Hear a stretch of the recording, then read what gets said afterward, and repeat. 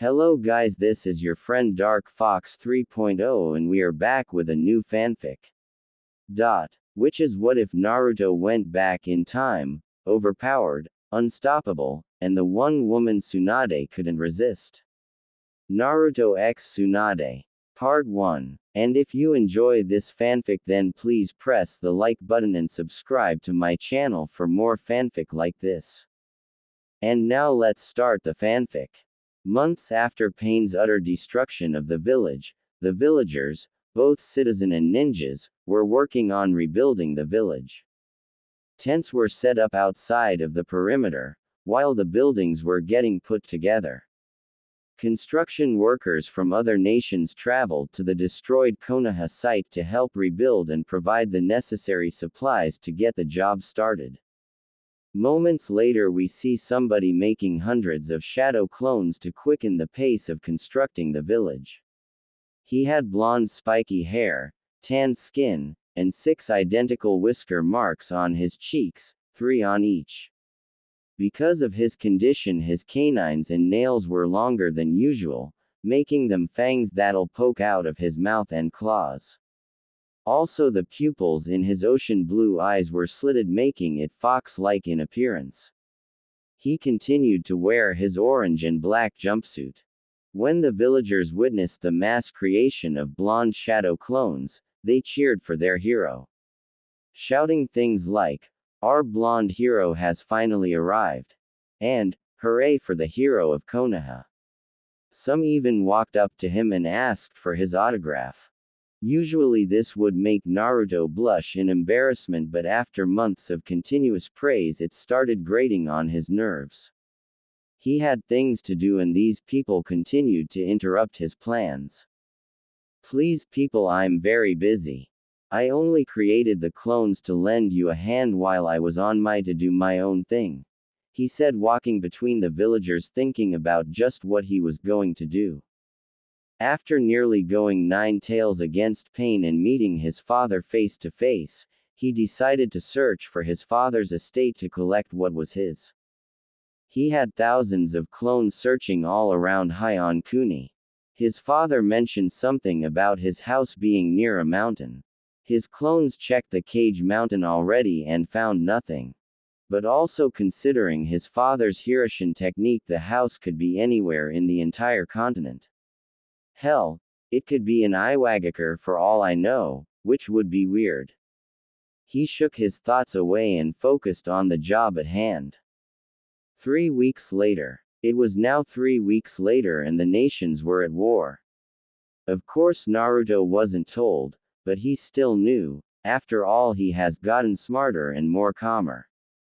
Right now he was in a giant turtle. He was given a mission to study and file some animals. So you could already tell he's pissed about that. Well, at least something good happened before he got the mission. He found the house of his father around 2 weeks ago. It was on top of a mountain, a couple of miles away from the Valley of the End. He climbed the mountain using nothing but his hands, as physical training of course. "I could still remember how pissed I was," the blonde thought as he sat next to a tree to begin meditating for a while. Flashback 2 weeks ago. The blonde was currently climbing a mountain. His clone informed him his father's house was near the peak. He was suffering from a mild case of nostalgia, due to the house being a couple of miles away from the Valley of the End, where he had his first true fight with someone he used to consider his brother. His head peeked over the top of the mountain, and he pulled his body over the top. He was confused how someone would put a house so far up a mountain, or how they even got the supplies up here. He was currently looking over the side of the mountain. He could barely see the ground. Suddenly a bolt of lightning passed right by his ear. Some of the bolts touched his ear, causing it to become numb. He turned around to see fireballs coming at him. He swiftly dodged, using chakra to quicken his movements. He ran forward at the regular house that was firing the techniques, but it was difficult when spikes made of earth rose from the ground under him. He didn't know how, but purely on instinct he focused chakra on the bottom of his foot, until the chakra actually became solid, and stood on the spike as it rose up. He hopped from one spike to another like this, until after the fifth hop he landed on the ground. How'd I do that? He asked himself, before a whirlwind surrounded him. Yet again on instinct he jumped straight in the air, over the top of the small whirlwind and landed outside the whirling. He sprinted to the house after landing, and just as he got within 10 yards of force pushed down on him. The gravity was intense, it was at least 10 times as much as it was a couple of feet behind him. Holy Cammy, I'm so heavy. What the hell is wrong with this place?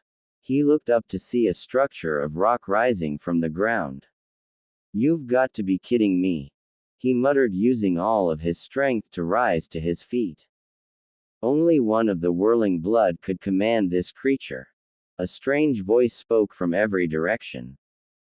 The blonde didn't have time to freak out because the golem charged at the teenage shinobi, not having a problem with the gravity effect.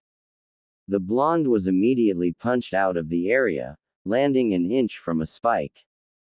Naruto held his chest in pain. He was surprised his heart didn't pop because that hit hurt like hell. He looked up to see the golem coming at him, except this time he was even faster. Oh, I see, without being weighed down, the rockhead could move faster, great. Naruto thought, rolling to the side, causing the golem to miss its punch and completely destroy the spike. Not wasting any time, Naruto dashed back to the area where he knew the gravity effect would be in place, might as well get used to it. I could use this as furthering my physical training, he said as he felt himself being weighed down again. He jumped back as the golem struck with an overhead axe strike. Naruto then jumped as high as he could when the golem threw a wide haymaker. He landed on the arm, but when the arm stopped he kept going and he was flung from his position. His face collided with the floor and he yelled into the ground. His danger sense told him to roll, and since it saved his life so many times in the past he rolled over. Just in time, because the golem's fist was in the ground. Now on his back he reached into his pouch and grabbed a exploding note and threw it in the Balder's face. Katsu, he yelled as it exploded. He used this time to rise to his feet and make a run for the house. Without even going a full meter his right foot was grabbed. He looked back to see the golem was without a scratch. This is going to hurt, he mumbled as he was lifted into the air and slammed to the ground. He coughed blood as dust rose around him. This cannot be the way it ends. I need to think of a way to put an end to this torture. He became angry, and when a small amount of Kyuubi's Yuki entered his system he began to yell. You fool! Stop using my chakra! The blonde stopped the flow of demonic chakra, causing the pain to stop. Don't use my chakra again. There's something different about this place, and the use of demonic chakra causes serious pain. Remember that kanji we seen carved in the side of the mountain on the way up here? Yeah, it said, Shin, meaning pure, so I guess anything that deals with malice or hatred would get rejected painfully. Right. You need to find another way to deal with the rock. The blonde nodded as he felt himself being lifted into the air, getting an idea. As he came out of the cloud of dust he finished his last hand sign. Here, eat the only lightning technique I know, Raiden. Raidosho. Almost immediately a series of lightning bolts came out of Naruto's hands. The blonde knew that Earth was tremendously weak against lightning techniques. He was proved right when the golem exploded, causing rocks to fly everywhere. He landed on his back with a smile on his face. Ha, it's over, he panted. This time he was proved wrong when the structure began to repair itself right before his eyes. Oh come on, really? He said as he began to remember what he heard earlier. Only one of the whirling blood can command the creature. Does that mean only an Uzumaki can take control of the golem? He said to himself as the golem in question was fully put back together. The walking boulder began walking toward the blonde genin. Stop! The blonde yelled, causing the golem to falter in its step. This angered the blonde. I command you to stop. This didn't do anything as the golem continued. I said be still. Naruto yelled, 1 because he was angry with the golem and 2 because he was feeling pain worse than when pain stabbed him with all of those rods. This had the most effect as the golem stopped. Now go back to wherever you came from. The golem nodded and began breaking, the ground absorbing it. After the last rock was absorbed, Naruto dropped to his knees, the fight finally over. After a while Naruto rose back to his feet and begun walking towards the house. Well, at least you can move easier. Yeah, that's because I had to fight a structure of rock. I guess you can do anything when you have to fight for your life, even if it's withstanding gravity 10 times the regular amount. After reaching within 5 yards of the house, a hologram of his mother and father appeared in front of him. He took a step back in shock and surprise. He was more surprised when the holograms vanished. Thinking it was a genjutsu, he pressed his fingers into the ram seal and muttered, Kai, sending a pulse of chakra in all directions. He watched shocked as places in the air became distorted and just inches around the house, telling him there was some kind of barrier around the house and also where the jutsus came from. After his revelation, he stepped forward, bringing the holograms of his parents back. Hey son, I see you found the house and got past the golem. That's your Uzumaki blood at work there. I was a little nervous with the idea, but I can tell, you activated the lost bloodline of the Uzumaki. Wait, bloodline? What bloodline? I have a bloodline. Unfortunately, I have no idea what the bloodline is supposed to be. All I know is that there was another with it. Kushina stopped talking. Another Uzumaki with the bloodline, but who is it? I'm the only Uzumaki in the world, the last of my kind. Kyuubi, did you find anything different about me yet? He asked his tenant. Nope. Nothing at all. Sorry, Kit. Well, look at you. You sure have grown. What are you, 13? Maybe you're 14 years old. I remember when you were just born, you were so small, you could fit in my hands. The hologram of the Yondaime said, holding out his hands. Naruto grew angry as the speech progressed. It seems that he was supposed to inherit his parents' place when he turned 13. He clenched his hands into fist, his nails digging into his skin and nearly drawing blood. So how does it feel being a genin? I see you're wearing the Konoha Hite 8 proudly. Minato finished his speech. At this point Naruto just walked forward, his nails drawing blood. It wasn't even a second later when blood pooled inside of his hands before it seeped through his knuckles, running down his fist and dropping onto the floor. Calm down, Kit. Weren't you on the training trip with your sensei during that time period? And besides, who in the village would even know about your family's private house? Nobody, that's who. Now calm down. Naruto had reached the door to his house, not paying attention to his hologram parents. He did calm down, after hearing his tenant. He grabbed the knob to the door. When his bloody hand touched the knob, seals that on the knob spread out and soon covered the entire house. This little even also cancelled the barrier around the house and his parents' holograms. He entered the house to find that it was a regular house. It had a couple of chairs and a table in the middle of the living room. The kitchen, although spacious, didn't contain a lot of food. There was only 2 bedrooms, his parents, and the other wasn't entirely finished with the decorations. He could tell though that it was supposed to be his. He found a door in the small hallway and opened it. Well, he tried to open it. He realized there was a seal with the kanji for blood in the middle. He looked at his hand. The previous blood that covered it was gone, having wiped it on his pants, and the wound healed thanks to the fox. He slid a claw over his palm, bringing fresh blood. He pressed the hand to the door, watching it light up for a while before he heard a click and the door slid open. He watched his palm heal before walking in, finding a very large amount of scrolls on fuinjutsu, ninjutsu, and genjutsu. He looked around and even found some taijutsu and kenjutsu scrolls. After an hour in the library, he left hundreds of clones to learn every single thing they could.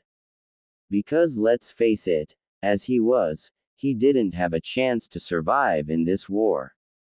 He also needed to find a way to defeat the remaining Uchiha. He stood outside of the house, getting ready to make his way down, with the thought of his mysterious bloodline on his mind. Release flashback. Naruto looked around scoffing as Kurabi wrote lyrics in a little notebook. He needed to find a way of this island. He was getting tired of all of the animals and he's only been here for a couple of hours. What kind of S-rank mission was this? Taking care of and categorizing the animals on this island. Sometimes he hated his village. Yo 9, let's go tame yo beast. The big dark-skinned Kumo ninja said. The blonde glanced at the Hachibi container. Sorry B, but I've got my own agenda, he said using a body flicker. He appeared at the peak of the Turtle Island. His headbands, tails, were blowing east with the wind. He knew he was in the coast of Kumo, and if he knew his geography, the way back home would be south. He focused wind chakra to his feet and jumped as far as he could, using his newfound skill in advanced wind manipulation to help himself glide in the air. It wasn't long until he landed on the water, half a kilometer away from the island. He didn't stop there. He focused his secondary element to his feet and vanished in a spark of electricity. Since Konoha didn't want him to fight in the war, he was going to have to go solo and face Madara himself. He had dozens of clones looking at seals at his house. He knew the man could make himself intangible for a duration of time, by putting his body in another dimension. He just didn't know how long he could stay in that little pocket dimension. So he needed to create a time-controlling seal, something that nobody has achieved, ever. Well, I'm going to be the first, he thought as he continued running on the water, thankful for his large reserves of chakra, because this was going to be a long run. Several hours later, after running for hours, Naruto was beginning to get tired of running. Constantly using lightning-converted chakra to make him go faster than he could ever dream of doing with regular chakra, was starting to really drain his chakra. He looked around and noticed a small chain of islands were near. It was time to take a break anyway. Maybe he could use the time to check up on his time seal. He walked on the little shore and dropped into a meditative position and tried to speak with one of his clones, hoping he could from this distance. Boss, do you? Naruto heard in his head as his clone's voice was zoning in and out. The blonde shook his head and stood up and moved to a closer island and repeated the process, getting the same transmission. He continued to do this until he gave up and just got back to running. After an hour he saw a cruise ship, a boat civilians take vacations on. It was perfect as they were going the same way he was. Now he could relax and restore lost chakra. But not at the moment, as he has yet to board the ship. He stealthily jumped on the side of the ship and poked his head over the railing. The first thing he saw was a beautiful civilian teenage girl stretching before she got in the pool. She was bending over, her fingers touching her toes. She was dressed in a pink, two-piece bikini and had long luscious legs, and a firm behind. She had really long pink hair that went down to her firm, and that's all he could see of her. He quickly dropped his head back and fell back to the water. He was blushing and a small trail of blood went down his nose at the thought that popped into his mind, at what he could do to that girl. I knew it deep down that perverted sensei of yours has tainted you, now you're one of us. Ha ha ha ha ha. The blonde heard a deep voice in his head. Naruto shook his head denying the accusation and formed the ram seal. He transformed into a bird and flew on the deck. He craned his neck watching the civilians, keeping up the act of a bird to some of the people that were watching him. He flapped his wings and flew high into the sky passing the clouds, where he dispelled the technique and quickly made shadow clones and they all transformed into birds. The flock of cloned birds then dove towards the ship and landed in various places, with the real Naruto landing somewhere else and dispelled his disguise. He removed his Hite-8, and proceeded to take his jacket and shirt off. After he finished he commanded his clones, via mind link, to fly to the private house, where they'll dispel their disguise and replace his other clones. All needed to complete the look of a vacationing citizen was swimming trunks. He glanced around and headed towards the lodging of the boat and looked around for some trunks. He started checking the vacant rooms, but some rooms were vacant which made him wipe his nose. He found some trunks in a vacant room and quickly put them on after taking his pants and sandals off, sealing everything in a time seal on his arm. He only had about 2 days before the ink was used up and his stuff appeared. The trunks looked great in his opinion. They were black with an orange fiery dragon on his left leg. He looked himself in the mirror and gave a smile as he then stepped outside and began to relax. He sat at a table and a waitress walked up to him. "Hey sir, would you like a drink to help relax?" she asked him. Her dark red hair flowing with the breeze and her large sea cup were straining against her white and black shirt. Naruto nodded and she brought him a drink minutes later. He took a sip and relaxed, looking at all the lovely ladies around him. Ah, I needed this little break. I wonder if B told them I was gone yet. He thought to himself. 2 days later with the allied cages. He did what? Tsunade of the Sannin roared in anger at Naruto's stupidity, as Kurabi calmly stood there in all seriousness. He was carrying Samahade, with the previous owner, Kisame, being dead and all. That's right, Hokage Dono, 9 just up and left. He doesn't even have his beast fully tamed yet. Without proper control he's going to be captured by Madara. The Ox Jinchuriki said. I don't doubt your accusation, Kurabi-san. We must find him before it's too late. Anbu, she yelled, and a 4-man squad of Anbu appeared in black cloaks. I want you to find and bring Uzumaki Naruto back here, where he will be given his punishment, she ordered, and Anbu nodded and vanished. The big Hokage turned back to her fellow cages but was stopped from speaking when Maida-gai entered the room with some news.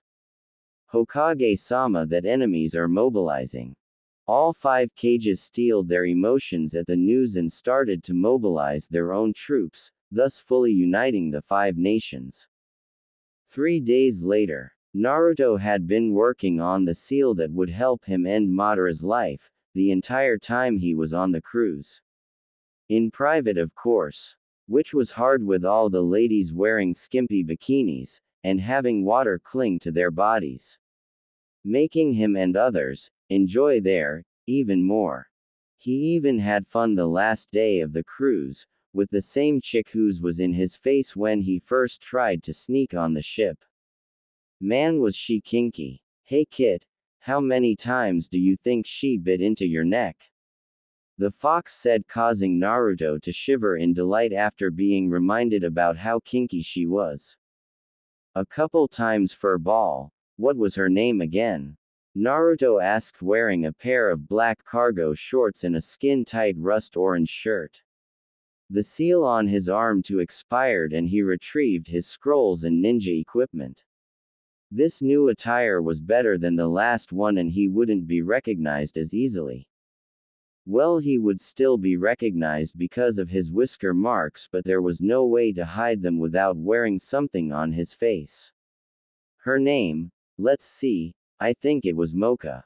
Man, did that babe have some fangs, I can't believe you forgot her name. Kyuubi roared in his head in disappointment.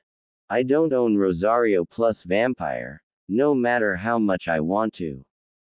Naruto put his weapons pouch back on his hip and sat in the grass.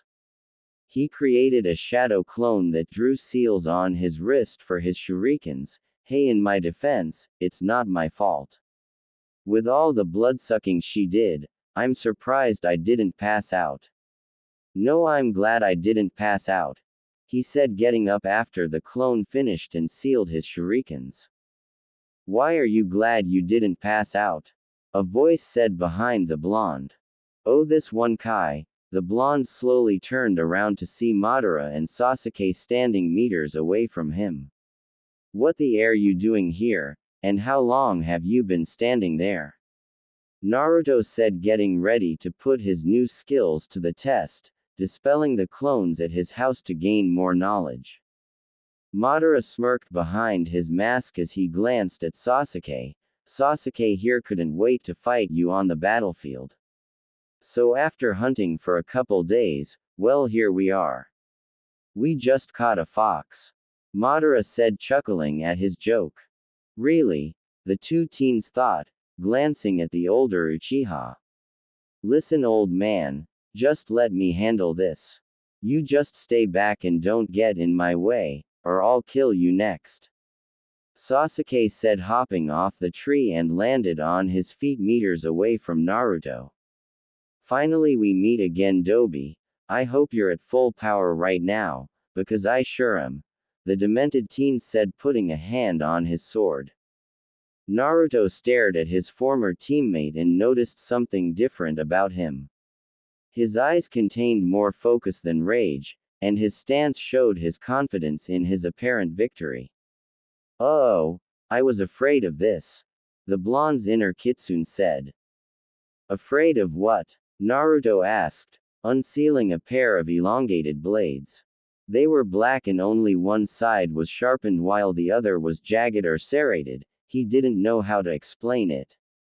He held them in a reverse grip and got into a relaxed, but ready stance. Do you remember Uchiha Itachi? Kyuubi asked as memories of Itachi flashed through Naruto's mind.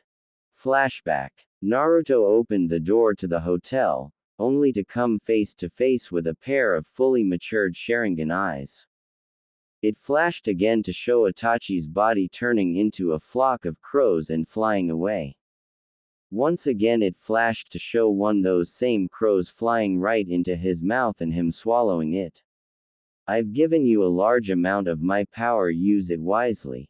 The blonde was left speechless, unable to give a reply to the retreating Uchiha. The image faded to show rain falling from the sky and Naruto's soaking body standing over Itachi's eyeless corpse. Nothing was said between Naruto and the rest of the group as Naruto took a knee, his hand brushing a loose strand of hair away from the Uchiha's eyeless sockets. I will, Itachi-san. The knowledge and power you have given me will help me right your wrongs, the blonde whispered as he stood to his feet. Release flashback. Naruto was returned to the area, when his memories shattered around him. He was returned to see Sasuke raising an eyebrow at his blades. Before the Uchiha could question the blonde about his blades, Naruto spoke. So you took your brother's eyes? The blonde didn't really ask, but stated it like a statement. You reached an all-time low, Sasuke Tem. The blonde seethed as his pupils stretched horizontally and he entered sage mode. He was glad he knew how to remain completely still, in any position, thanks to his training. The younger Uchiha ignored the taunt and changed his regular Sharingan to his eternal Mangekyo Sharingan, which was a weird mix of both, his and his brother's Mangekyo Sharingans. Meanwhile, the elder Uchiha was watching from his perch on a nearby tree branch. Finally, the time has come for these two to fight. After all, it's fate that brought them together. During the pause, Naruto had continued to gather nature chakra, making the bright orange of his iris become dark orange. Then he vanished, surprising both the Uchihas at his speed. But their eternal Sharingans faintly recognized the path the sage took. Sasuke held up his Kusanagi to the left to block one of Naruto's blades. His knees buckled a little due to the power behind the strike. He was barely able to push the blonde off of him. Said blonde did a backflip and landed 3 meters away from the douchebag. The Uchiha felt liquid on his cheek and lifted his left hand to his left cheek and looked at the liquid on his fingers. Blood? But how? He muttered. His eyes darkened and a twisted smirk appeared on his face. This just became a lot more exciting, he said. The blonde smirked at his former comrade, hearing what he said. He took a couple of hops back and furthered the length of the sharp wind on his blade. He flexed his fist as he did so, to further ready himself. Madara watched from his spot and smirked at the two. It's a shame for someone so skilled to fall, they way he will. Soon I will have my pet back, only to trade it in for a better pet. He stopped thinking to return his focus to the fight. 2 hours later, the clearing had been completely destroyed. Black flames were everywhere. There were craters inside of craters. In the biggest was Naruto and he was crouching in the middle, with 8 tails swaying behind him. His body composition was that of a miniature Kyuubi, minus fur and a tail. On the floor in front of the mini kitsune was Sasuke. The life in his eyes were gone on and his body was completely missing its right side. The young Uchiha's blood was spread all around the battlefield. Instead of taking full control of Naruto, the fox stayed true to the deal he and the blonde made long ago and returned the control to the teen. The physical makeup of the fox's body twisted and turned in different directions, and minutes later it resembled that of a human. The 8 tails morphed and contorted and converged to form 2 tails. Seconds after that, the very dense Yuki removed itself from the blonde's body, causing the genin's clothes to be revealed. Or what was left of the attire. The shirt had been ruined by countless Chidori Senbons and various fire techniques. Madara stood half a kilometer away because of the destructiveness and longevity of the fight, had destroyed the area they were fighting in. I'm surprised young Naruto killed his best friend. Of course Sasuke had no intention of holding himself back, and had no doubt about wanting to kill his rival. But Naruto of all people, coming out on top, what kind of training did he put himself through since the 3 months ago? Madara began walking towards the epicenter of the destruction, watching the blonde carefully. The weight of killing his friend would soon cross his mind. Naruto looked down at the remains of his old friend. His eyes started to slightly burn and his weary body forced him to his knees. He rubbed his eyes for a while and opened them, only to come face to face with Sasuke's own face. He had a small flashback to the time he and Sasuke had an intense fight at the Valley of the End. It's ironic, isn't it, Sasuke? This time it's me over you. I wish you wouldn't have forced my hand at this. He lifted his hand to Sasuke's eyes and closed his eyelids. Jabutsu Suru, Watashi no Yujin. Rest in peace, my friend, he said softly, as the pain in his eyes subsided before disappearing altogether. Naruto paid no attention to the chakra leaving his eyes. He turned to the last and true Uchiha on the face of the earth. Kyuubi also didn't pay any attention to his container's eyes. Listen, brat, you still have to get rid of the man's annoying ability. Make the seal, be careful, because he won't let you, the kitsune said. The blonde barely heard a word the fox said, but moved to do what he was planning to, which was to fortunately make the seal. The teen smirked and formed a cross seal with his fingers, Taju Kage Bunshin no Jutsu. he muttered and summoned 1,000 clones that with the Kyuubi's single-tailed cloak, charged at the Uchiha. The elder was smirked and begun to show the blonde just why he was feared. If he had just become intangible and rushed the original, it wouldn't have ruined his fun. The original Naruto used his enhanced speed and hightailed it out of there. Seconds after he left, a large column of black flames shot up in the air. The memories of his clones made him work faster on his seal. Halfway through the seal, Madara appeared behind him and tried to take his head off. It would have happened if Naruto didn't sense the man at the exact moment he appeared. He began jumping backwards, still drawing the seal as fast and as best as he could. He was cursing himself for spilling sake on his previous dimension seal, a couple of hours ago when he was on the cruise. He would have made another one, but yeah, Mocha happened.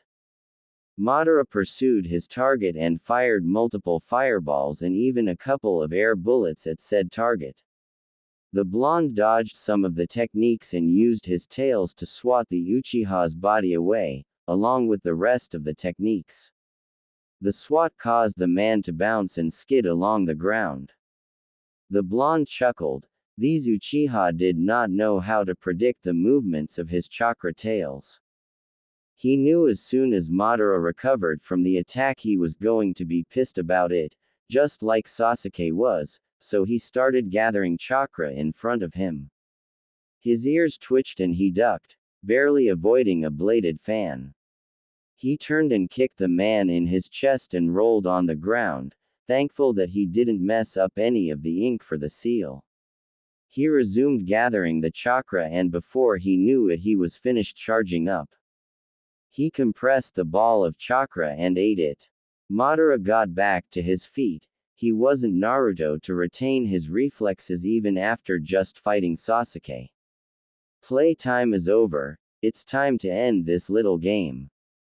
Naruto roared his chakra beam at the Uchiha and watched in satisfaction when the man was vaporized. He kept it up for as long as he could, just to make sure. He only had the beam up for at least a minute. He stopped the beam and dropped to his knees, dropping his paper and ink brush on the floor, where the ink began to travel along the paper. He had finished the seal, but what he didn't know was that it wasn't how it was supposed to be. Panting, he looked up to see Madara standing in the same spot, without any damage to his body. He suddenly gasped when his twin-tailed Yuki cloak dematerialized and he was left without the power of the Kyuubi in Sage mode. He grabbed the paper, not looking at it, and charged towards the Uchiha, using lightning chakra to quicken his pace. Within a meter of the man, he heard two words he didn't think he would hear again, Shinra Tensei. He was immediately pushed back by an invisible force. Now it was his turn to skid along the dirt. Naruto crouched to his knees and grunted in pain. A broken left arm, a twisted right ankle, 4 cracked ribs on his right side and 3 broken ones on his left would do that to you. Not to mention the blood seeping into his right eye, from a jagged cut above his brow by a couple of rocks from when he was sliding on his face a moment ago. With his right eye shut he glared at the Uchiha, angry that he had such a technique when he thought only Nagato could do that because of his Rinnegan. He rose to his feet, using his left foot to support his weight. It was useless for the Kyuubi to heal his wounds, due to the amount he already used and his body couldn't take any more of it. He let a minimal amount of lightning chakra surge through his body, focusing on the injured spots to numb the pain just a bit. It still hurt like a bitch though. He slowly bent down to pick the paper back up, not caring that it was dirty because it was still going to help finish off this menace once and for all. Madara had been watching his target for the past minute, studying him. He knew that he was exhausted from Sasuke and still had the stamina to fight. After seeing the blonde get up, he had to give him some respect, and the only one he has given respect on this level was Hashirama Senju, the Shodai Hokage. Panting at the exertion his body was going through, Naruto slowly started to limp over to Madara. He had a plan. It was going to cause much pain to his body, and he hoped it worked.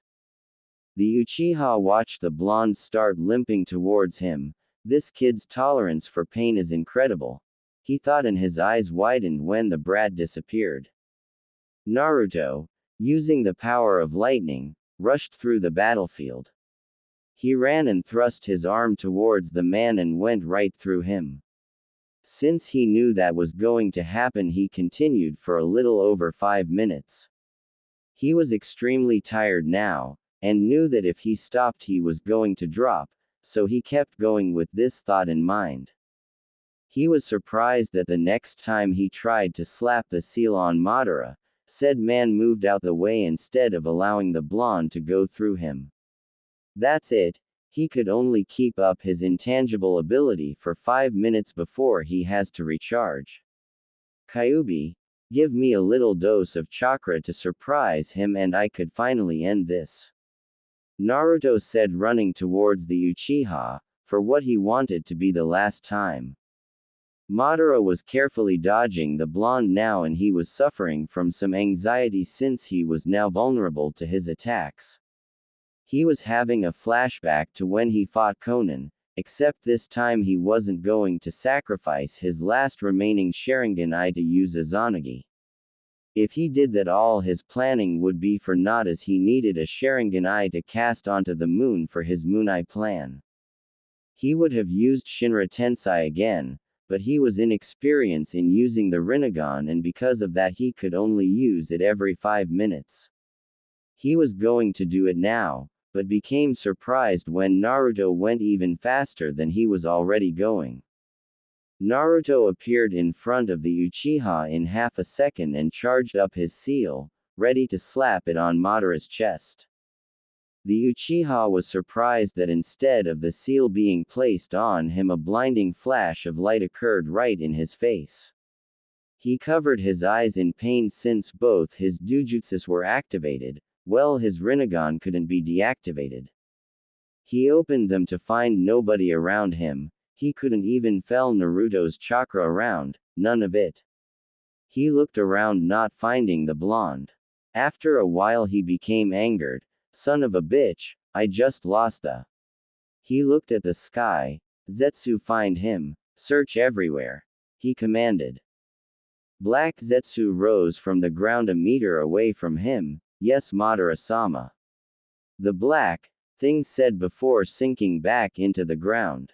The Uchiha stood around for a while longer, just seething in rage. Ah! He roared in anger, using Shinra Tensei and warping out of the area. Now the only thing in the air was a crater inside another crater. Shinobi Central Command. The 4 cages were having a war council. The Case Cage was absent due to being the commander of the army, and fighting with his own squad of shinobi. And speaking of the Case Cage, why the hell are we just sitting here? The Case Cage gets to fight with his people, why can't we fight with ours?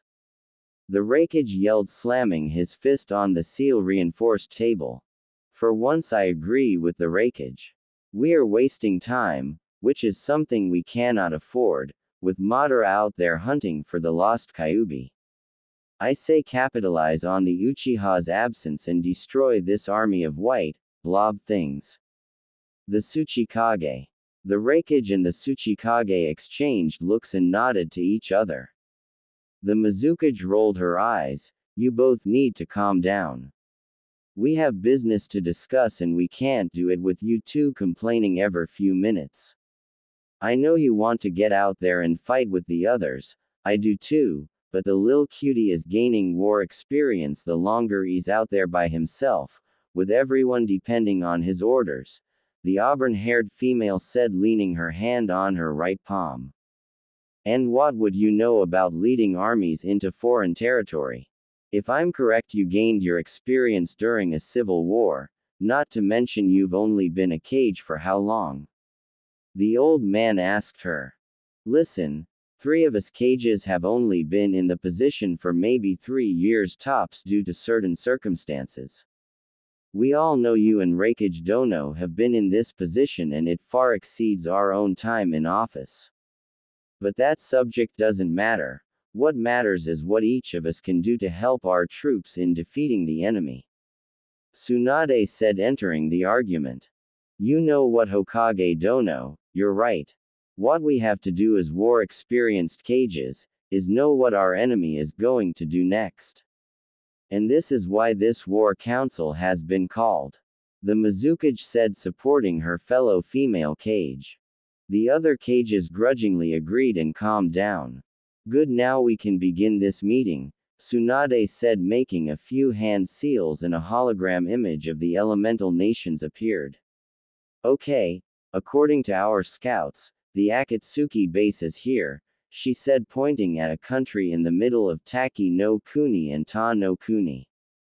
We are going to mobilize our troops through his own and gather around the base. We all know these white blobs are just the infantry in the army, basically cannon fodder awaiting the slaughter. But word from our ambush squad says that the enemy has reawakened the use of Edo Tensei and has made these dead puppets even more dangerous than the ones my old teammate Orochimaru used. The specifics of just who was resurrected is a mystery, but I expect our troops to expect anybody and everybody, she said as a large cracking noise interrupted the meeting. Everyone looked at their teacups to see if it cracked. All of their eyes widened when all of them had a huge crack from top to bottom. It was a second later when the cups broke completely in half and the tea flowed out of the cups and onto the desk. They didn't pay much attention to the liquid because soon after that they all began to hear a rumble that shook the room. They looked in the middle of the desk to see a swirling ripple began to distort the air. Knowing who was appearing, they each stood up. Soon Madara appeared, ki leaking from his very soul, causing the 4 cages to sweat a little at the actual weight of the intent. This ki is more heavier than the last time we fought. The Sandaime Tsuchikage mumbled under his breath. They each rose their head in confusion when they heard speaking. Where is he? The crazed Uchiha spoke menacingly. Tsunade gasped. Who? She simply said as anything else would cause her to faint. We don't know who you're talking about. The muscled Rakage said, trying to keep his composure. Don't lie to me, he yelled, pushing the cages to the walls of the room, not using Shinra Tensei, but with the force of his chakra. Each of the cages hit a separate wall. On my hip, yelled Unoki as he felt the pain of a broken hip.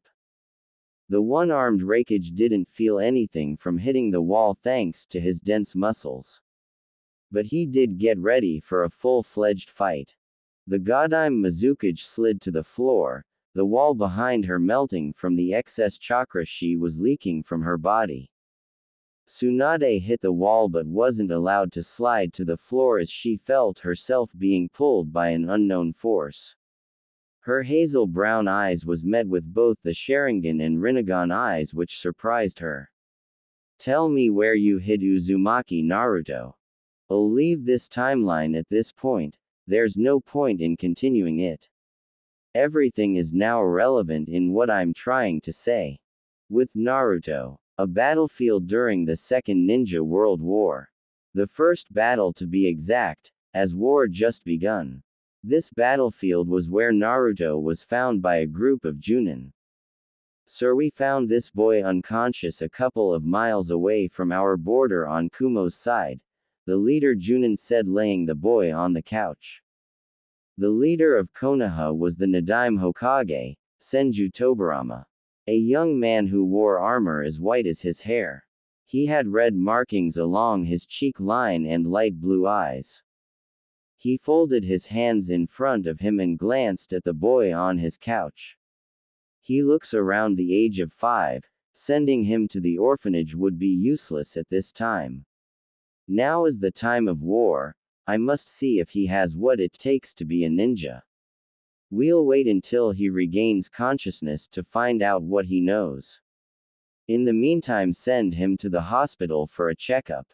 Hi, they said as one picked the kid up and held him bridal style, before he jumped out the window, headed towards the hospital. The Nadaim stood, watching as his ninja escorted the young child. That kid has power deep within him. When he receives the right training, Konoha would be unstoppable, he thought as a ninja entered his office. Mission accomplished, Tobirama-sensei. One Sarutobi Hiruzen said, walking into the room. The man nodded. Ah yes, how difficult was it for you to destroy one of Iwa's stronghold? Hiruzen took a seat and leaned back a little. Well, one would think doing something like that would be difficult when one is alone. But it was much easier. Of course, I was without the use of chakra for the duration of the mission. The mission was almost compromised when I witnessed a group of shinobi locate one of my traps. What happened after? They must have been retarded because they shrugged and continued patrolling, thinking the trap was one of theirs. They shared a short laugh and stood up. Great job, my student. So do I understand you're finally going to take up one of your own genin team soon? Sarutobi nodded. That's correct. I feel it's finally time to pass down my knowledge. Who knows, they might become stronger than me one day. Konoha Hospital 3 days later. Beep beep. Where am I? A young voice thought. Beep beep. What's that noise? It's annoying as hell. Beep beep. Wait. What happened to Madara? The machine started beeping faster. Beep beep beep. What's wrong with him? A voice was heard. I don't know, his heartbeat just went faster. A second voice said. Whose voices are these? Are they experimenting on me? Or are they finally taking the Kyuubi from me? Naruto thought. Well, don't just stand there, help me. Naruto's eyes snapped open, the bright light blinding him. Don't touch me. His voice was young, but he didn't notice because it was a little hoarse. He's awake. A female nurse stammered. She has short light blue hair and light purple eyes. She wore the standard nursing outfit. She was in her late 20s, her face was cute and her lips were tinged with blue. Her bust was a large D cup and her hips were fairly large, leading to a large rump. Her figure was that of an average kunoichi, and he could tell that nursing was just a part-time job, by the way she carried herself. But how? It was estimated that he was supposed to be out for at least another week. The second female nurse said. She was in her early 20s. She had brown hair with dark green eyes. She, too, wore the standard nursing outfit. This nurse was different. She wore no lipstick and her brown hair was rather long. Her bust was a small B cup, and her hips were small, however she still had a nice butt. She spent her life being a nurse, with no amount of ninja training. Naruto was confused. What do you mean, where am I? He asked. In the village hidden in the leaves. The Nadaim said, walking in the room. Naruto looked at the door to see the Nadaim Hokage. His eyes widened, his face pale, and he didn't pay attention to what the man said. Am I dead? He asked, gulping loudly. Confusion showed on the faces of Tobirama and the nurses. Wait, the fur ball. He closed his eyes. Fur ball, where are you? He yelled in his mind. With no response, his eyes snapped open. What's wrong, child? The blonde leveled a glare at the man. I am not a child. The brown-haired nurse grabbed a nearby hand mirror and showed Naruto his reflection. Holy, I'm a child. He yelled, just now noticing how small his entire body was. What the happened to me? He whispered under his breath.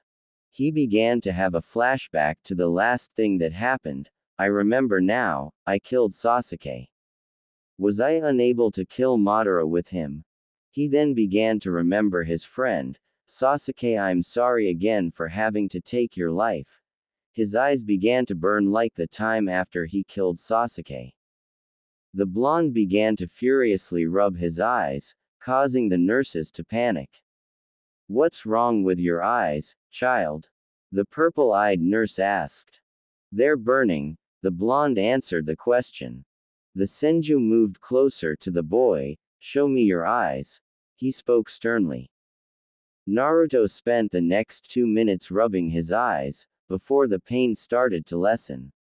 He slowly began to open his eyes, causing the Hokage to reel back in shock. What's wrong? Naruto asked curiously. Your eyes. The sight of the surprised Hokage surprised the occupants in the room. My eyes. Naruto thought, terrified about what he might learn.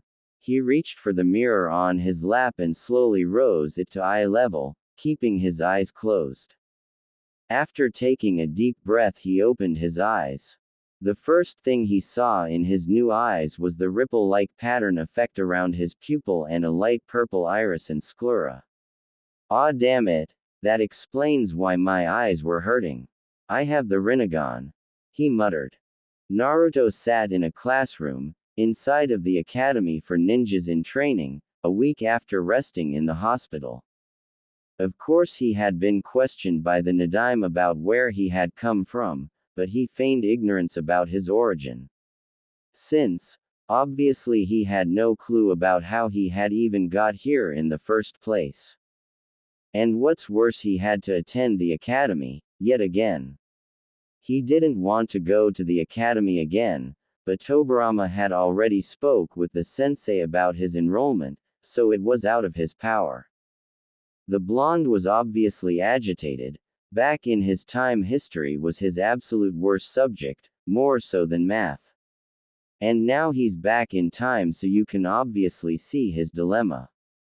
I hate history. I hate history. I hate history, he continued to say in his mind before a dim light bulb went off in his head. Wait a minute, I am history, he thought as tears came to his eyes. He fought back a sniff as the sensei walked in and began writing on the board.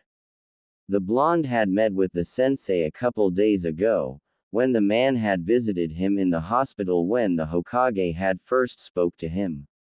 Of course nothing was said about his bloodline, as absolutely none of them had an idea about where it came from, excluding Naruto, who had an inkling about where it came from. Said sensei was a man, a Junin, judging by his Junin-style flak jacket. He was in his early 20s, he had black hair and a serious look on his face that wasn't worn when he met with Naruto. My name is Uchu Ryoko. As you know, we are at war with 2 of the 5 great nations, consisting of both Iwagakure and Kumogakure and a couple of small insignificant villages. We have our newest ally Tsunade to help us, but the tide in this war could easily be shifted when Mizugakure gets forced into the conflict. Whatever side they join would have the upper hand in this war.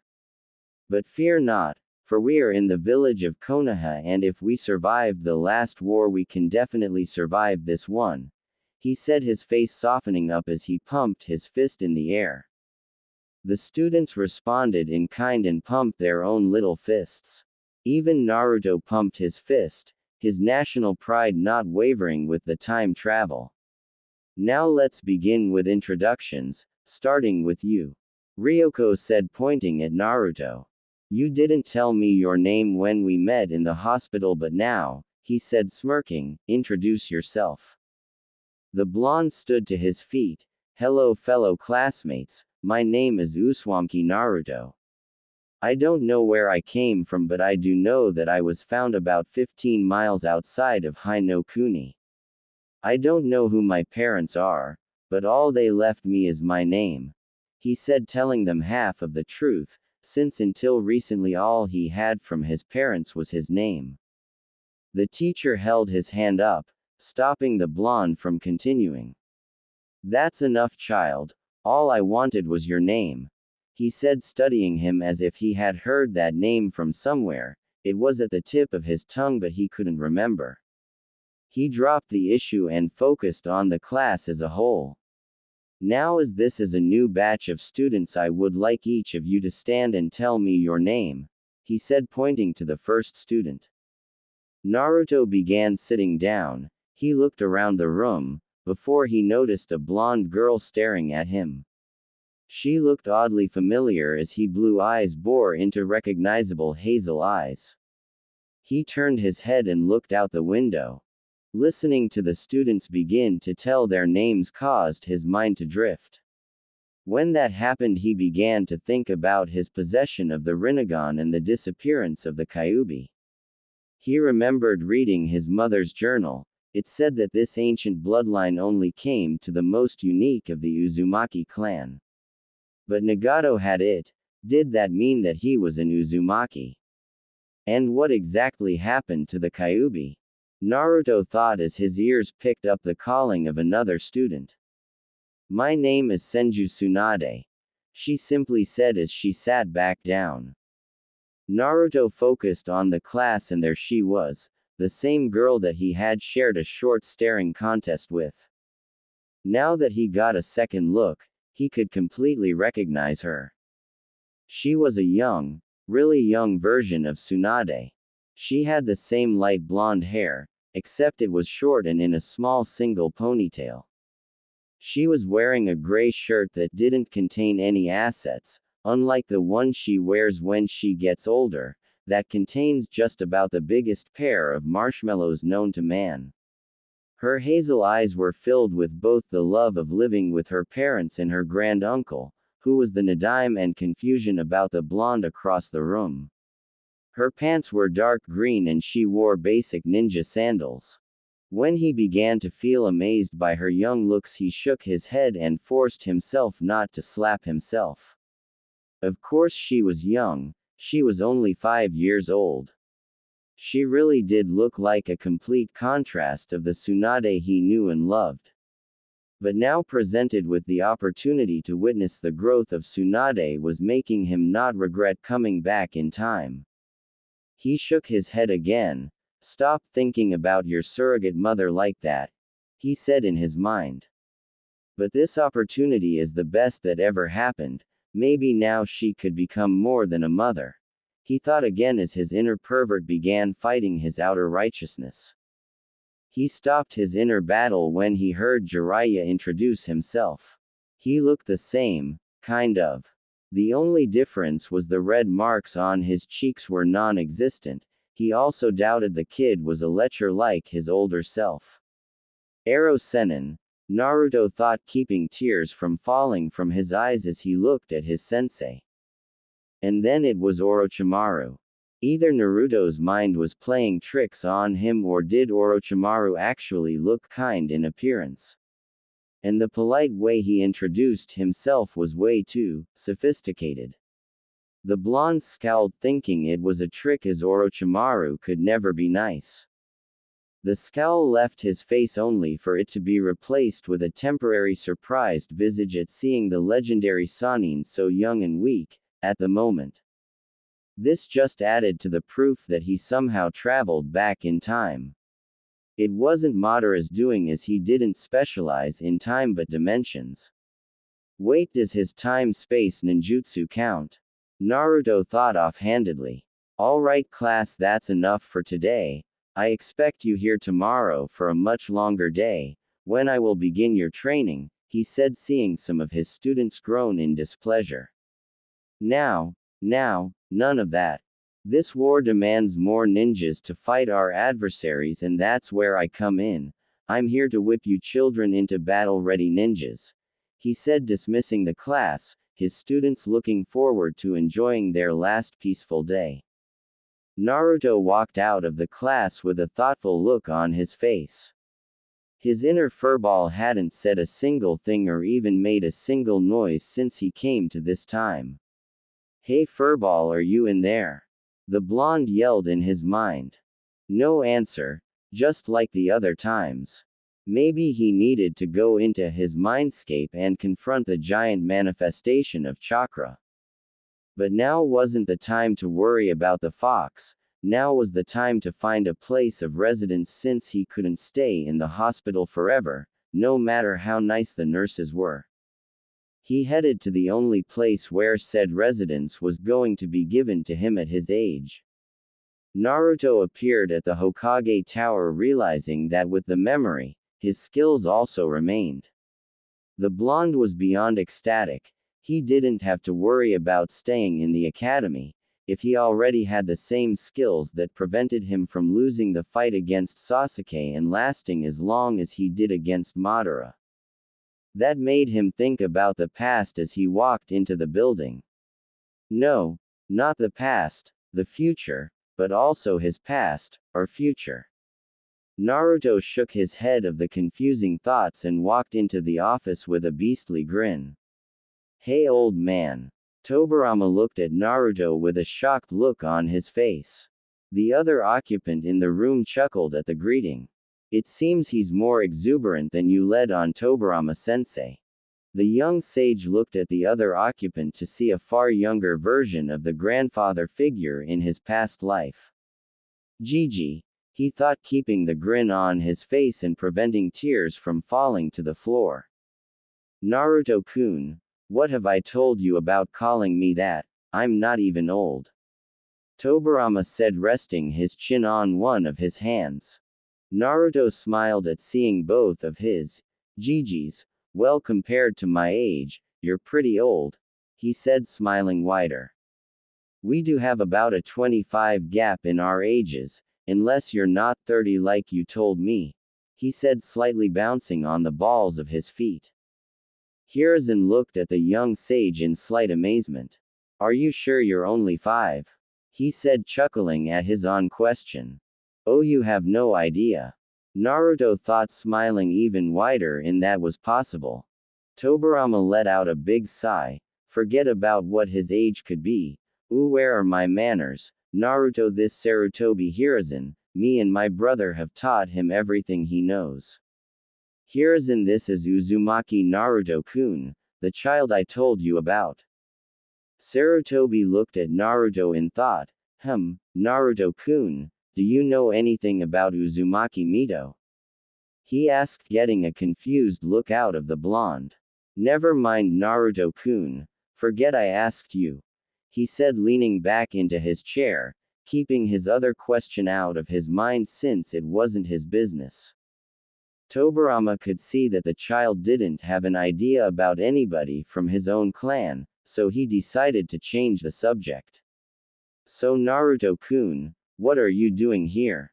The blonde looked at the cage. I don't have a place to stay. I came here to ask for an apartment for myself. The two adults looked at Naruto before sharing a look. After a short second they began to laugh. This irritated Naruto for obvious reasons. Why are you laughing? This isn't funny. He yelled with his Rinnegan blazing to life, radiating in anger, and a weird and dangerous silvery aura surrounded Naruto. The current and future cages stopped their laughter when they literally seen the misty aura appear around the oblivious blonde. Calm down, Naruto-kun. We just find it amusing that a child your age wants to live by themselves, and sort of awkward. Now you're not staying by yourself, the Nadaime said. The Rinnegan and the aura disappeared as Naruto let out a nervous chuckle. Yeah, that is awkward, isn't it? He said, rubbing the back of his head in embarrassment. But where else can I stay? He stopped when he noticed the cage's smile was getting bigger the more he said. You're not thinking what I think you're thinking, are you? After a nod of the cage's head, the blonde shook his. No disrespect, Hokage-sama, but I decline your offer, the blonde said, crossing his arms. Tobirama smirked at the blonde. Nonsense, I've already completed the paperwork. All I need is your signature, he said, opening his drawer and taking out a piece of paper. Here you go, just sign at the X's, he said, giving Naruto a pen. I still decline, I don't want to impose on you and your family, he said, leaving the paper in front of him. You're not, it's only me, my nephew and his wife and my grandniece, he said, smiling softly. You mean, he said before the door behind him opened and a young Tsunade ran to her uncle. Oji-san, she said, running straight to her granduncle, hopping over Naruto and the desk and landed right on his chest, and proceeded to hug the life out of him. Oomph! He grunted as Tsunade landed on his chest. Su-chan, how was your first day at the academy? He asked. Nothing really interesting happened, but there was this other blonde boy that had an even more interesting surname. What was it again? She murmured, putting a finger to her chin in thought. Uzumaki, Naruto said, knowing he was the one she was talking about. She turned her hazel eyes towards him and gasped in surprise at seeing him again so soon. What are you doing here? She asked, turning her body to sit on her granduncle's lap. Naruto began to sit up slowly, remembering the temper Tsunade had from his time, and wondered, no hoped it didn't come to the surface now. Well, you see, there's a funny story about that, he said, looking at Tobirama, silently asking for help. Really, a funny story? Can I hear? She asked, oblivious about his odd behavior. Well, you see, Tsunade-chan, Naruto-kun here is going to be staying with us, the Hokage said. Why? She screamed. I didn't actually sign the paper yet, Tsunade-san, the blonde boy said. Well, good, don't. It's not that easy, Su-chan. I want Naruto-kun to live with a family and I don't like you being too lonely in the house. Tobirama said. I'm not alone, I have two-san and Ka-chan, she whined. And plus he could live with Mito-san, she's an Uzumaki, she said, looking at her granduncle. That's a negative, Su-chan. Naruto here doesn't know about Mito-san or his clan, he explained. Hiruzen had been watching the scene and knew he had to think of something before things got out of hand, and soon he got an idea. How about I take Naruto-kun into my house? Interrupting the small argument between granduncle and grandniece. All eyes turned to Sarutobi. Really, Sarutobi-san? Naruto said, hoping his old grandfather figure was serious about his offer. He nodded. Sure, just because I'm 20 doesn't mean I don't know how to take care of a kid. Plus, after the death of mother and father in the last war, I can sympathize with the little blonde, he said, leaning over to rub Naruto's head. Said blonde squirmed out from under the man's hand and smiled at Tobirama. I agree with that idea, can I please? He pleaded at the Nadaime, with Tsunade joining in. The Nadaime closed his eyes and shook his head. This caused the blondes to look at each other and nod. When the Nadaime opened his eyes, two puppy dog-eyed jutsus were upon him. One pair of teary hazel eyes and one pair of ocean blue eyes. Oh no, my only weakness, he thought before he dropped his head and sighed in defeat. The two blondes cheered and would have high-fived, but they were too far apart from each other. Sarutobi chuckled, thinking back to how this playful blonde was not even 10 minutes ago. Such a strong aura and that odd dojutsu of his, I must find out more about it, he thought, watching as Tobirama made a new document and they all signed it. The streets of Konoha. The happy young sage was walking through the village with Sarutobi at his side. He was even more amazed at all the people walking in the village, since this was obviously before the Second and Third Wars and the Kyuubi reduced the population. This brought his attention back to the subject of the fox. Since he was back in time, did its chakra or mind or something go back to the body in this time, or what? When are we going to get to your house? He asked, looking at Sarutobi. Hiruzen smiled. What do you mean, we're there? He said, walking towards a two-story house. I recently moved out of the small compound, because even with its size, it was too big for one person, he explained, opening his door.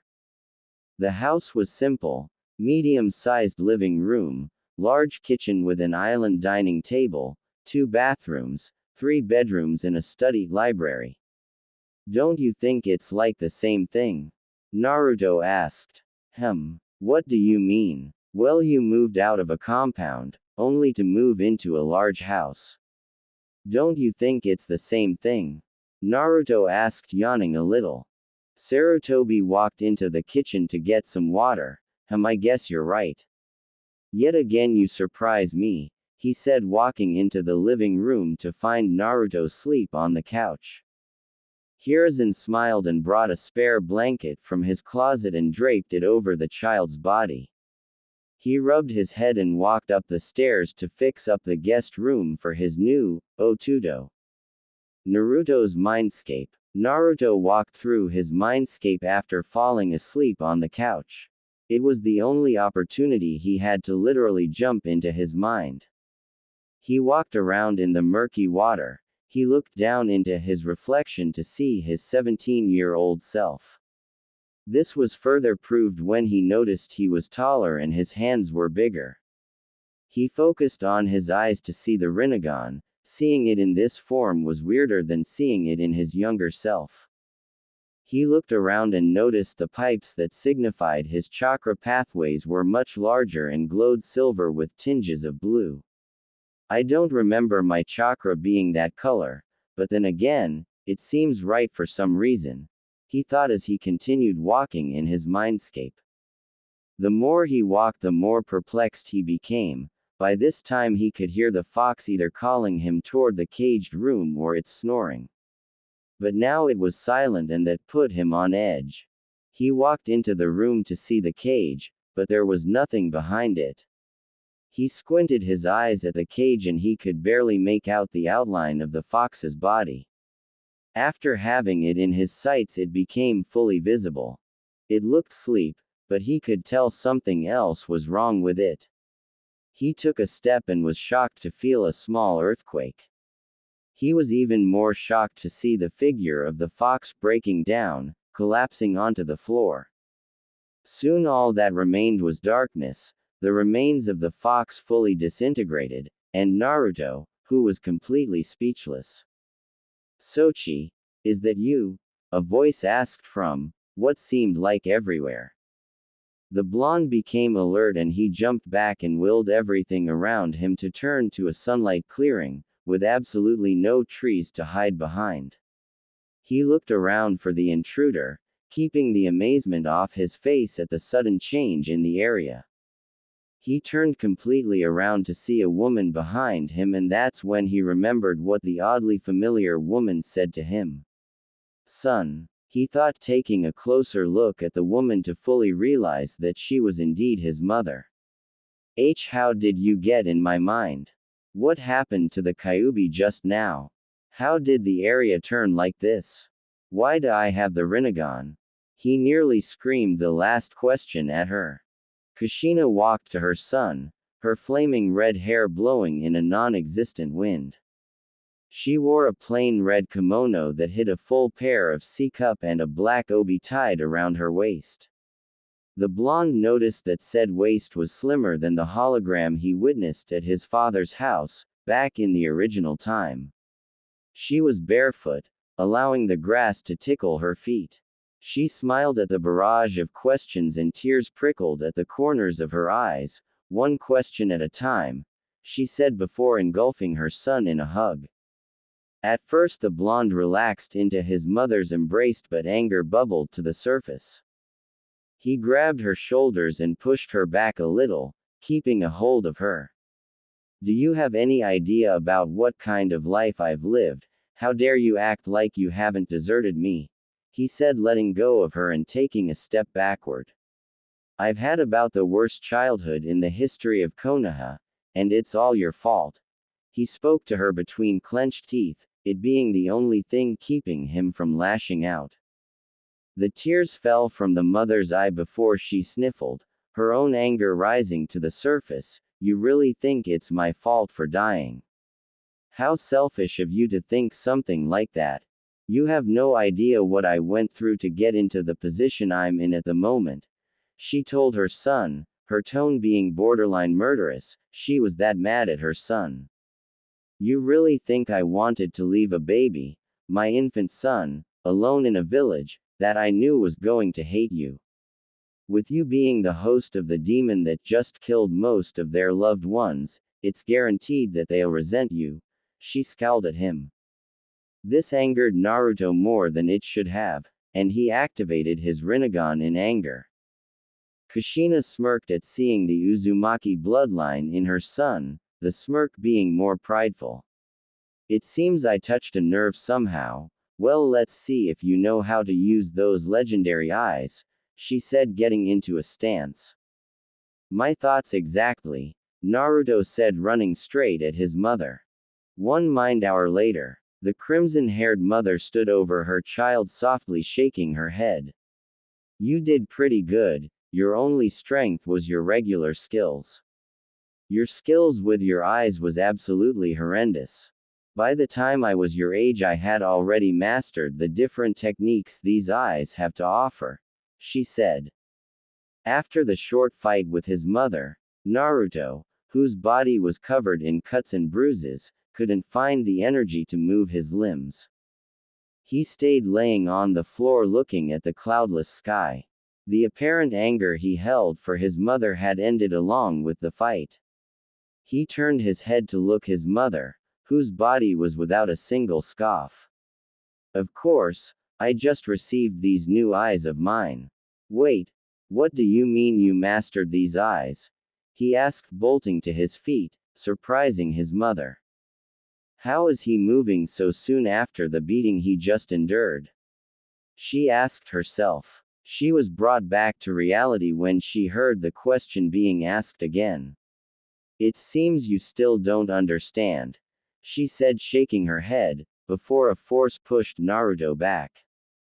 Naruto's body was flung across the field, before it landed, making a small crater. The blonde, yet again, watched the cloudless sky. I am so tired of that technique, he thought as his mother appeared in his vision. You see, son, these eyes only show up in a few shinobis of the Uzumaki clan. Only 5 others have ever had the privilege of having these eyes in the last 200 years, she spoke, extending a hand to help her son up. Naruto reached for said hand. That still doesn't explain what happened to the Kyuubi, or why I have these eyes, he said, standing to his feet. She shrugged her shoulders. Apparently you are of the select few, which is untold of. A parent with the eyes breeds another with the eyes. It's even more amazing that this happened. What happened to the Kyuubi? I have no idea. If I was to take an educated guess, I would have to say with the activation of your eyes you've unlocked the seal and fully absorbed the beast, she said as trees were added to the clearing. Naruto pondered on what his mother told him before he got another question. But if I absorb the Kyuubi, shouldn't my chakra be crimson or blue? Why is it silver? He asked, leaning against a tree. Does it look like I have all the answers? She snapped, scaring her son. She covered her mouth and blushed in embarrassment. Sorry, short fuse. The blonde sighed as he shook his head. That's my mother, all right. He thought, remembering his own short fuse, until he thought of something. Wait, since I'm back in time, am I still your son or what? He asked, getting a confused look out of her. I never wondered about. Technically you'll be older than me by the time I have you, that is if you don't change history or anything, she said, mumbling the last part. Well, still, does it look lick? Yeah, he said, interrupting her with a wave of his hand. Okay, I have a question you can answer, too, actually. What are you doing in my mind, and just what did you do to get here? He asked, crossing his arms. Kushina crossed her own arms under her. The reason I'm in your mind is to teach you how to use your Rinnegan. Exactly how I got here is a story for another day, she said, chuckling at the look Naruto gave her. Now is the time for your mind to rest along with your body. I'll see you again, my son, she said as Naruto faded from view. Real world. The next day, Naruto woke up with a yawn, forgetting about the trip to his mind, as the scent of bacon and eggs invaded his nostrils. He looked around and found himself inside of a plain-looking room, laying in a bed far bigger than his body. He looked down to see that he was in the same attire from yesterday. He got out of the bed to notice a pair of dark gray training sweats and a tight and sleeveless light gray shirt. His stomach growled and he promptly took a quick bath and changed into the gray clothing. They felt a little loose on him, but he just shrugged his shoulders and walked downstairs. Thinking of a good prank, he lowered his chakra signature and stealthily sneaked up to Sarutobi. "Good morning, Naruto-kun. I see your energy has returned with the nap you took," said brown-haired man said, turning around and popping the young blonde on the head with a spatula. "Itai," Naruto said, rubbing his head. "That hurt. Why'd you do that?" he said with tears approaching the edges of his eyes. Hiruzen smiled at the young child in front of him. "Nice try, Naruto-kun. I'm not going to fall for that. Unlike sensei, I'm immune to that," he said, turning back to the cooking food. "That was close. Any longer and I would have apologized," he thought as Naruto grumpily walked to the dining table. "So what's the plan for today?" Naruto asked as Hiruzen set a plate of bacon and eggs in front of him. "Well, you're going to go to the academy, and I'm going to get ready for a mission," Sarutobi said as a messenger hawk begun to peck on the kitchen window. The blonde groaned, remembering about having to go to school. He quickly ate his breakfast and exited the house. He found himself in the section of the village where the clans of said village resided. Of course, the Sarutobi clan, even though Hiruzen is the last one, it was still considered a clan in the eyes of the village. Only because of the strength wielded by Hiruzen. The point being, he was on the other side of the village, far away from the academy. Luckily he had an hour before 8. The blonde gave a small smirk as he used a shunshin to vanish from his spot. Unknowingly someone had watched the blonde's little exit. One Hiruzen had been watching his surrogate little brother through the window and was a little surprised to see said blonde vanish with a C rank supplementary technique. A child shouldn't be able to do that technique, let alone even mold chakra. "Who exactly are you, Uzumaki Naruto?" he thought. Training Ground 7. Naruto walked into the training ground, finding it empty. Well, not entirely. One young Orochimaru was seen punching one of the newly placed logs. Naruto tried not to sneer, but said sneer just happened to creep onto his face. The blonde wanted nothing but to just kill the future S-rank criminal. He was preventing from doing so, when Orochimaru turned around. "Oh, I didn't realize I had an audience. Hey, you're the Uzumaki kid, it's a pleasure to meet you personally," he said, walking up to Naruto and extending a hand. The blonde wanted so much to be rude and leave him hanging, but he had sort of an epiphany. Maybe he could prevent Orochimaru from ever becoming evil, and he'll become an ally in the future. He smiled and extended his own hand, shaking the hand of what he wanted to be a sure comrade. "And you're, Orochimaru, it too is a pleasure to meet one such as yourself," the blonde spoke to the pale child. Though Orochimaru was dressed in a noble-looking kimono, he was outside in the dirt, training to get stronger. At the moment Orochimaru didn't resemble anything dealing with nobility. "So are you here to watch me train, or are you up for a little sparring match, to test skills, of course?" he spoke, taking a few steps back. "That is if you have the skills," he added, bouncing on the balls of his feet and relaxed into a ready stance. The blonde smirked. "Little brat," he thought as he began studying the young fighter in front of him. Based from what he knew about the adult version, Orochimaru was very slippery, like any other snake would be. But this Orochimaru was different, The adult was always anticipating the moves of his opponent and was a master strategist, on the level of any Nara. This version wasn't any different, was he? After a minute the blonde finally slid into a stiff stance, not ready to reveal any of his skills at the moment. Come hither, motion later and Orochimaru charged at the blonde. Naruto waited until the last moment to relax his stance and shuffle to the right, narrowly dodging a punch. Apparently he didn't move far enough as Orochimaru dropped and swept him under his feet. Naruto acted fast and shot a hand to the ground and reinforced it with chakra before using it to push off the ground.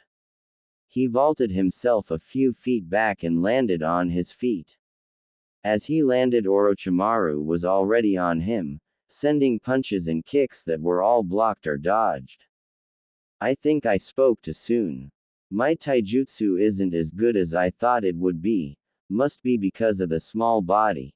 He thought, catching a kick and picking Orochimaru up and throwing him across the field. 5 minutes have passed in the fight and Naruto could tell that Orochimaru was just getting started. With a few hand seals, 3 copies of Orochimaru appear. Let's see if you can handle this. He spoke as the 3 copied children charged. Naruto smirked, letting his Rinnegan flash into existence only for a second. He himself charged, but instead of going for the one in the middle, he veered to the left and sent a punch that knocked the unsuspecting Orochimaru to the ground, the other 2 clones disappearing from existence. My Rinnegan was able to determine which ones were the fakes and which one was real in such a short amount of time. I love this thing, he thought, staring at the boy on the ground. Other than a small amount of blood leaking from his lip, nothing else was visibly wrong with him. Sorry about that, I got a little carried away, Naruto said, extending a hand. Orochimaru shook his head. No apology needed, this just showed me that I need to work on my taijutsu more, he said, allowing Naruto to help him up. And plus I just need to learn to dodge your wicked left hook, he said as they shared a laugh. Well, I must be on my way. I don't want to show up at the academy looking like this, he said, trying and failing to brush the dirt from his kimono. I see you later, Naruto, he said, running back to the village. Naruto sighed, looking down at his own gear. It wasn't as dirty as he thought it would be, maybe because he never hit the floor like Orochimaru did. He was a little sweaty though, but that was nothing. 10 minutes later. The blonde had been walking around for about 10 minutes before he found himself at a spot he spent a lot of time at. Except there was one important thing missing, worthy as the Ichiraku ramen stand. He screamed in his head. Surely I believed Tsuki and Sarutobi were the same age, he thought as he witnessed a short boy walking with his father. Said father was walking the boy to civilian school, and Naruto's ears heard the words, "Are you ready for school, Tsuki-kun?" And a response, "Hai-to-san." Naruto felt like pulling his hair out. He didn't know how long he'd last without the best ramen in the world not existing yet. Classic anime tears fell down his face as he solemnly trudged his way to the academy. With his current pace, it took him a while to enter his classroom. As soon as he sat in his seat, his head dropped onto the desk, sounding a loud thud in the class. The class wasn't full, but there were a few students in there, including Tsunade. They all watched Naruto, not knowing what was the matter. When Naruto felt a hand on his shoulder, he looked up to see Orochimaru there smiling at him. What's the matter with you? You should be happy you defeated me, because it won't ever happen again, he said, chuckling as he sat down. Naruto smiled. Yeah, sure, because my win against you was a total fluke, he said with sarcasm practically dripping from his voice. Orochimaru smirked. You damn rig, wait, he said, his smirk dropping from his face as everyone heard a loud noise. The children turned around to see Jiraiya on his face and a wisp of smoke around him. Naruto looked at the wooden floor to see a long scratch from one of Jiraiya's getas. Poor Arrow Sennin, I hope this doesn't get worse. The blonde thought as Jiraiya wiped his face and quickly appeared behind Tsunade, surprising the blonde at his speed. Oh Su-chan, please don't pay attention to what just happened. You know you deserve only the best of entrances, babe, he said, taking the female blonde's hand and kissing it. Well, that would have happened if Tsunade didn't use righteous female fury to punch him, a hit that sent him out of the open window that was on the second floor. I don't even know you, lecher, she said, rising a fist at the open window. Naruto's eyes widened at the event. Holy crap, it's just like always. Well, at least we weren't on the third floor. Naruto sighed, shaking his head. Shortly after, the teacher walked in the room with Jiraiya on his shoulder. What just happened? He asked, setting Jiraiya down. The white-haired child didn't have a scuff of dirt on him, except from when he fell on the floor and his bruised cheek. Sensei must have caught him. Everyone thought the same thing. Well, long story short, the Dobi was being a pervert, Orochimaru said. Naruto cringed a little at hearing that word. What do you mean? The year just started. Orochimaru shrugged his shoulders. Be that as it may, I could already tell he's going to be dead last this year. Naruto shook his head. You never know, a dead last could become a Hokage if he has the proper training, he said, knowing not to affect what happens to Jiraiya's training, due to him becoming a cage-level ninja in the future. Really? You think I can become that strong?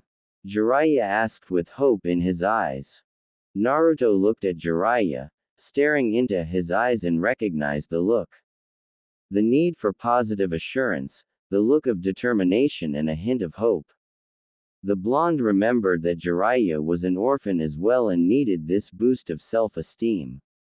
With a nod of the blonde's head, Jiraiya smiled brightly and looked at his sensei. I'm ready for whatever you throw at me, he said confidently. Ryoko's eyes went from Jiraiya to Naruto's. To think he had that kind of ability to bring anybody's self-confidence to the surface. A true morale booster, possibly leadership material. He smiled as he turned around and walked to the front of the class. Excellent. I shall begin your training now. Trust me, you'll stop hating me when it's finished, he said vaguely as all the students took a loud gulp. Oh please, how bad can it be? It's going to be a piece of cake, Naruto unknowingly thought out loud. It was too late as he realized his mistake. Ryoko smirked. Oh really? He said, chuckling darkly. 1 year later. Currently the blonde was evading the strikes of 3 students, Tsunade, Jiraiya, and Orochimaru. Each of the students were wearing dark gray training pants. Naruto was wearing a very dark orange shirt, Tsunade was wearing a dark green blouse, Jiraiya was wearing a dark red shirt, and Orochimaru was wearing dark blue shirt. Of course the colors had a purpose as Naruto dodged another strike and kicked Jiraiya in the stomach. Red! Ryoko yelled. The male blonde released a small sigh of release as he charged at Jiraiya, along with the rest of the participants. Tsunade was the first to approach Jiraiya, sending a punch his way. In desperation for his life, Jiraiya quickly formed a seal before the fist connected with his face. A wooden log replaced the white-haired child. A large dent with multiple cracks appeared on the dense log from Tsunade's punch. Jiraiya appeared in the air behind Orochimaru, kicking at his head. Said child used his snake-like ability and ducked his head under the approaching leg and twisted his body around and grabbed the other foot and slammed Jiraiya to the floor. Sadly for Orochimaru, the body vanished into another log. He couldn't react in time to dodge the next punch. Fortunately he was protected by Naruto, who caught the punch that would have connected with Orochimaru's head. Amazing job protecting your teammate. The male blonde heard his teacher yell from the sidelines. Naruto didn't have time to congratulate himself on the praise as Jiraiya tossed him over his shoulder and quickly swept Orochimaru's feet from under him. Tsunade, who was about to punch Jiraiya, stopped as she heard her sensei yelled, "Blue." This time it was Orochimaru's turn to evade his classmates. He quickly pushed himself off the ground and formed the ram seal. Shortly after 8 clones appeared around him. "Which one is the real me?" he said. Jiraiya and Tsunade each turned to Naruto, who always could see through these kinds of tricks. They were surprised to not see him in their sights. Currently Naruto was in the air, having used chakra to rocket himself into the air to prevent any of them from seeing his eyes. He smirked. "Just because they're not regular clones doesn't mean you could evade my eyes," he said softly, deactivating his Rinnegan, which he had extreme training for. "Attack the one on the far right," he yelled to his teammates as he dropped on the far left and began destroying the Earth clones, with his hands encased in electricity. The sensei Ryoko stood from the sidelines with a proud smile on his face as he watched his absolute best students training in this team exercise. "I don't need to explain the exercise, do I?" It was obvious that these students mostly benefited from his intense training. The others didn't stay that long after the amount of injuries they sustained. It truly is a shame, he thought, looking at his other students. None of them were special like the 4 on the training field. They didn't have the mindset to go into the battlefield, and truly, they're not entirely battle ready at the moment. They're only children after all, but these 4 are something else entirely. He thought, returning his gaze to the training field. "Green," he yelled, seeing Tsunade not become on the defensive. After 5 more minutes of Tsunade defending herself and evading every possible hit, Ryoko ended the training. "Excellent. Truly amazing. You 4 are truly my greatest pupils," he said, chuckling. "Now for evaluations, Tsunade. Being a girl, I wanted to lighten your training a bit, but I'm glad you forced me not to. You truly are reaping the benefits of my training. Jiraiya, that booster in the beginning of the year was just what you needed to rise up from being a loser in the eyes of your classmates. Orochimaru, a genius in the eyes of many, a prodigy in the eyes of the rest, a true ninja of the era. Lastly, Naruto, I believed you were all talk, but you have proven me wrong with your strategies for battle, and whenever things would go wrong, you were always able to think on your feet, and that is exactly what is needed on the battlefield. I would pass each of you, if I could," he spoke, confusing his students. "What do you mean, sensei?" Tsunade asked. "Of course you could pass us, we're too good to sit in a classroom," Jiraiya said, puffing out his chest. "Believe it or not, I agree with the pervert on this one," Orochimaru said. "Hey, I'm not just a pervert," Jiraiya said. "Jiraiya-dan," Naruto tried to say, but it was too late as he, Tsunade, and Orochimaru covered their ears and closed their eyes. "I'm a super pervert," Jiraiya yelled, with huge fireworks erupting out of nowhere. Jiraiya stood in a pose with the peace sign high in the air. Ryoko stood with a tick mark on his head. He promptly smacked the child in the back of the head. "What have I said about being an idiot?" he said, running a hand through his hair to relieve a bit of his frustration. He let out a huge sigh. "Like I was saying, I can't graduate all 4 of you unless you pass the graduation test in a few years. Also, never in history has there been a 5-man cell, so you 4 won't be able to be together anyway," he said. "Oh, I beg to differ," a voice was heard. "Hokage-sama," Ryoko said once he turned around to see whoever disturbed his class. What are you doing here, Hokage-sama?" he asked. The Nadaime and Sarutobi were seen walking up to the small group. Oh, I was just in the neighborhood and wanted to check on my grandniece and her friends, when I heard what he said, stopping in front of said girl to rub her head. What exactly does that mean? Naruto said softly, smiling, noticing the twinkle in his niece-san's eyes. It means that I have decided to take all 4 of you as my students. Congratulations, you 4 will become legends. Hiruzen said, crossing his arms as Naruto cheered, taking his dark orange shirt off and tossed it in the air, before running at the professor. The shirt thudded to the ground with a loud thud. This didn't surprise the class, but it did surprise Ryoko.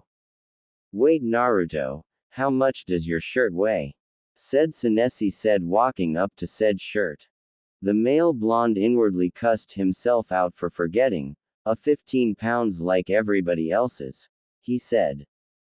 Ryoko stared into Naruto's eyes. You're lying to me, he simply said, picking up the shirt. Now tell me. Naruto mumbled the answer. Excuse me? Ryoko asked. I said 55. The sensei shook his head. Do you understand how reckless that is? You could have injured yourself beyond repair with that much weight, weighing down your small body, he said. At the age of 6, Naruto was very much in shape. His body was very lean and muscular, with a little fat, from the large amounts of food he eats to keep his energy. He kept the perfect balance between muscle and fat. Sensei, he's not the only one. Jiraiya said. I myself have 35 pounds. He said, taking off his own shirt and tossing it behind him. A thud was sounded, like Naruto's. I as well, sensei. Orochimaru said, taking off his own shirt. Everybody stared at Tsunade. What? I only had 25. I'm not crazy like they are. She said, crossing her arms. And I'm not taking my blouse off. She added, glaring at Jiraiya. It's not like you have anything to hide, flat chest. He said, crossing his own arms. Tsunade growled. What do you expect? I'm 6. She said. And I'm going to kill you. Tsunade screamed, ready to use some female fury before Tobirama stopped her.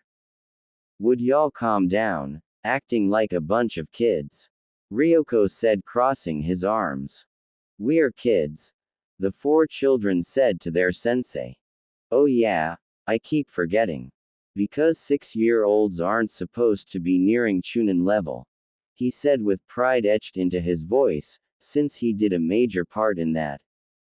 Well, we are a great pair of children. Naruto said offhandedly. Oh no, you Naruto-kun, you're different. I could sense there was something odd about you, apart from the other 3. Ryoko said, taking a small step towards the blonde male. What do you mean? I couldn't possibly be any different. Naruto said, hiding behind Hiruzen. Now that he's said it, Naruto-kun, I do believe I noticed something about you in the past year. You meditate for hours only to fall asleep after. You trained yourself continuously before and after school, like you were trying to regain something you lost, he said, scooting Naruto in front of him. I was going to, but I would like to see Ryoko-san test your skills. The blonde glared at Sarutobi before he turned his gaze to Ryoko. Can this at least wait until tomorrow, when I regain my energy? Yeah, come on, sensei. At least give Naruto-kun time to prepare for the fight. Tsunade said. And just because he's different doesn't give you any reason to try and fight him. Jiraiya said with anger in his voice. It is illogical to fight a child. You're a Junin for crying out loud, and he's only 6. Orochimaru said. If you fight him, you fight all of us. Jiraiya said, moving in front of Naruto, before being joined by the rest of them. Ryoko stopped. No, just look at your friend, he's ready for anything, he said as they looked at Naruto. The blonde had his head down, his bangs overshadowing his eyes. A smirk was on his face as he started grinning. You're right, Uchu-sensei. After all, deception is the most basic skill a shinobi must have. If you're really up to the task, how about I show you just how strong I am? He said, looking up, his Rinnegan eyes on full display. Naruto was seen with what looked like a 15-pound boulder on his shoulders, while walking on a bridge of earth surrounded by water with water sharks lurking waiting for him. I may have spoken too soon. Naruto mumbled to himself as he began walking across the bridge, 1 foot at a time. On top of the boulder was Ryoko, further weighing it down. He was currently laughing his off. Do you fear my training now, Naruto-kun? Is it still easy for you, or do I need to up the ante? He said, laughing more. Naruto took another sturdy step. Why do I have to do this exercise, while everybody else only has a boulder? They don't have a bridge or nothing. You're a sadist. He said, taking another step. Oh please, this is a piece of cake, is it not? The sensei said, laughing louder. Naruto turned to the others. What are you still doing here? Run, this guy is crazy. He said, only for a kunai to drop from above and slightly cut his cheek before a whip came out of nowhere and hit his behind. Go faster, Naruto-kun. I thought you said it was going to be easy. He said, laughing again as he whipped Naruto again. You're crazy. He said as he went faster. It's a madhouse, a madhouse.